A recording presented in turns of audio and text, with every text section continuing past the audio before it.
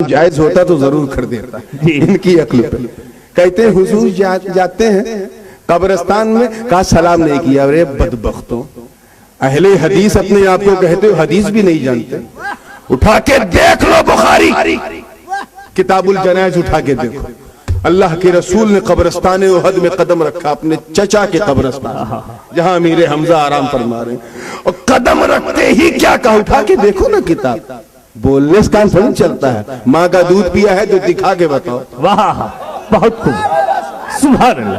قدم رکھا اور کہا السلام علیکم یا اہل القبور, بہت خوب. انتم السابقون ونحن انشاءاللہ بكم لاحقون. پوری روایت چھپائی دیتے ہیں, کتنا بڑا ہاضمہ ہے.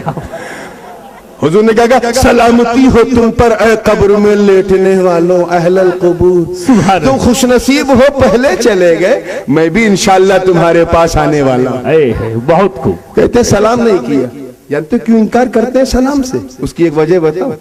انکار اس لیے کرتے ہیں کہ اگر حضور کا سلام ثابت ہو گیا تو ان مردوں کا سننا ثابت ہو جائے گا.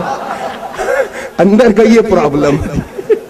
اور میں جس گھر میں پیدا ہوا ہوں وہاں نہ اوپر کی چیز چھپاتے ہیں نہ نیچے کی. بے شک, اس لیے دونوں بات سن. سبحان اللہ. قدم رکھا, نبی نے سلام کیا. سلام کیا کہ نہیں کیا؟ جی.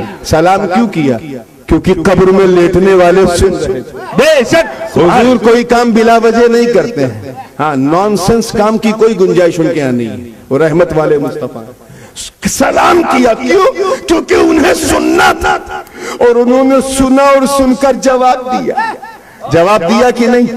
اب میں تبھی تو نبی نے سلام کیا. اب جملہ دیتا ہوں, پسند آ جائے تو دعا دینا, زندگی کے ساتھ دعا دینا. تیرا کام ہو جائے گا, میرا نام ہو جائے گا. توجہ چاہوں گا کہ نبی نے سلام کیا, امتی نے سن کے جواب دیا.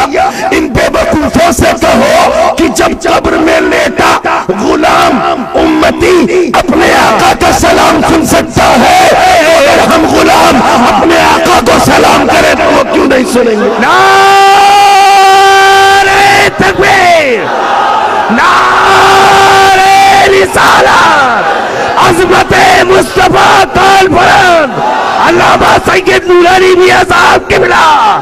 سبحان اللہ, سبحان. واہ, بہت خوب. میں کسی تفصیل میں وقت ہو گیا ہے, 2 منٹ میں بات سمیٹ رہا ہوں. تو رحم کرنے کے لیے زندگی, بولو زور سے, سگنل پہ وہی فقیر جاتا ہے پیسہ مانگنے جو ڈرائیور زندہ ہے. یہ تھوڑی نا کہ مردہ سمجھ کے جا رہا ہے. تو زندگی ضروری.